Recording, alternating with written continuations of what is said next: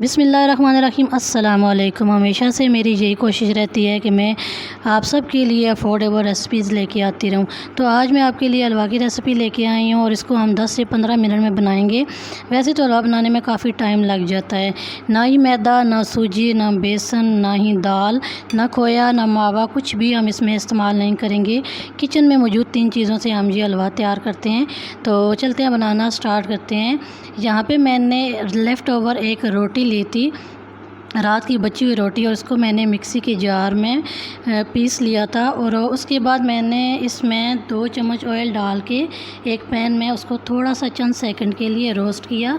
और अभी यहाँ पे मैंने इसमें 1 कप दूध डाल दिया है। अभी हम इसको पकाएंगे।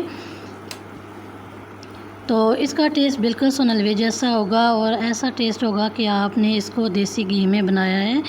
तो अभी हम इसको पकाएंगे और दूध खुश्क होने तक इसको पकाएंगे। यहाँ पे हम अकॉर्डिंग टू टेस्ट इसमें शुगर शामिल करेंगे, कम या ज़्यादा इसमें कर सकते हैं। तो इसको हम इतना पकाएंगे कि जो हमने इसमें ऑयल डाला है ये सेपरेट हो जाए और अच्छा सा हलवे का कलर आ जाए। तो तकरीबन 5 से 6 मिनट लगते हैं इसको कलर आने में। तो बहुत ही मज़े का ये हलवा तैयार होता है। आप ज़रूर इसको ट्राई कीजिएगा, ज़्यादा से ज़्यादा इसको शेयर कीजिएगा, क्योंकि इसको बनाना बहुत ही आसान है, बहुत ही टेस्टी और डिलीशियस बन के तैयार होता है। तो इसको अपने फ्रेंड्स एंड फैमिली मेम्बर में ज़रूर शेयर करें ताकि हर कोई इस हलवे की रेसिपी को बना के एंजॉय कर सके। तो ये आप देख सकते हैं हलवे की फ़ाइनल लुक। रात की बची हुई एक रोटी से हमने कितना टेस्टी और डिलीशियस हलवा तैयार किया है। इसमें आप अपनी पसंद के ड्राई फ्रूट भी शामिल कर सकते हैं, उससे और भी ज़्यादा ये टेस्टी होगा।